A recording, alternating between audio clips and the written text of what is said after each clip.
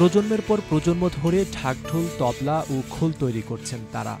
বাদ্যযন্ত্র তৈরি করলেও তাদের ভাগ্যের অবশ্য তেমন পরিবর্তন আসেনি। তবুও পূর্বপুরুষের আদি পেশা আঁকড়ে ধরে রেখেছে পরিবারগুলো। তাদের বসবাস মানিকগঞ্জের ঘিওর উপজেলার বালিয়াখোড়া গ্রামে। দাসপাড়া মহল্লায় সনাতন ধর্মাবলম্বীদের প্রায় ৩৩টি পরিবার এই ঢাকঢোল তৈরি করছেন। প্রতিবছর দুর্গাপূজা এলেই তাদের ব্যস্ততা বাড়ে, কারণ তাদের তৈরি ঢাকঢোলের তাল ছাড়া যে পূজার আবহপূর্ণতা পায় না।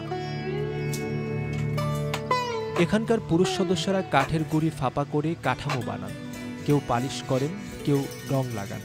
ঢাকঢোল তৈরিতে ব্যবহৃত হয় আম, তাল, কাঁঠাল, মেহগনি, রেন্টি সহ বিভিন্ন গাছের কাঠ। প্রতিটি ঢাক বানাতে সময় লাগে ৫ থেকে ৬ দিন। তৈরিতে খরচ হয় ১০ থেকে ১২,০০০ টাকা, আর বিক্রি হয় ১২ থেকে ১৫,০০০ টাকা। অন্যদিকে ঢোল তৈরিতে সময় লাগে ৩ থেকে ৪ দিন, খরচ হয় ৭ থেকে ৮,০০০ টাকা, আর বিক্রি হয় ৯ থেকে ১০,০০০ টাকায়।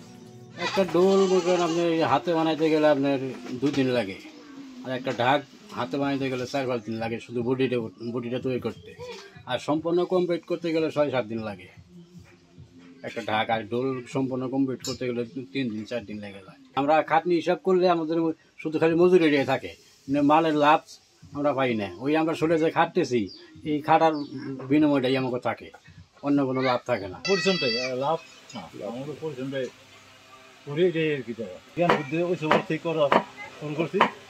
বাপ দাদা করছে, আমার মোটামুটি বয়স 70 হয়েছে, মোটামুটি ধরুন না ১০-১২ বছর থেকে আমার বিভিন্ন ধরনের আছে। বড় ঢোলই ধরলাম, একটা বড় ঢোল তো কাঠের দামই পরে ৮০০ থেকে ৯০০ টাকা। এমনি রং টং দিয়ে বার্নিশ টার্নিশ দিয়ে ১০০০ টাকার মতো পড়ে যায়। বিক্রি করার পরে দেখা যাচ্ছে ২-৫০০ টাকা মানে আমাদের মজুরি থেকে যায়। সাংসারিক কাজ শেষে পরিবারের পুরুষ সদস্যদেরকে সহায়তা করেন নারীরাও।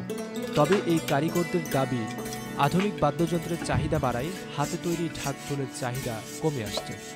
ঢাকঢোলের চাহিদা অনুযায়ী আমরা মাল বিক্রি করি, কিন্তু অতটা আমরা মজুরি পাই না। পেটে তো 2টা দাম লাগবে, গরিব মানুষ যাই করি খাইটা বেড়ে খাওয়ানো লাগে, না পেরে কম লাগে। অন্য কাজ তারা আমাকে শেখা নাই।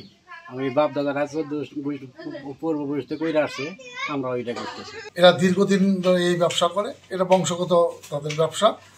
এদেরকে সরকারি পৃষ্ঠপোষকতায় যদি তাদেরকে এই ব্যবসায় অনুদান দেওয়া যায়, তাহলে তাদের ব্যবসা আরও উন্নত হবে। আমি তাদের এই সরকারের কাছে আহ্বান করব যাতে এই কুটির শিল্পকে আরও উন্নত করা যায়। আমি সার্বিক মঙ্গল কামনা করছি।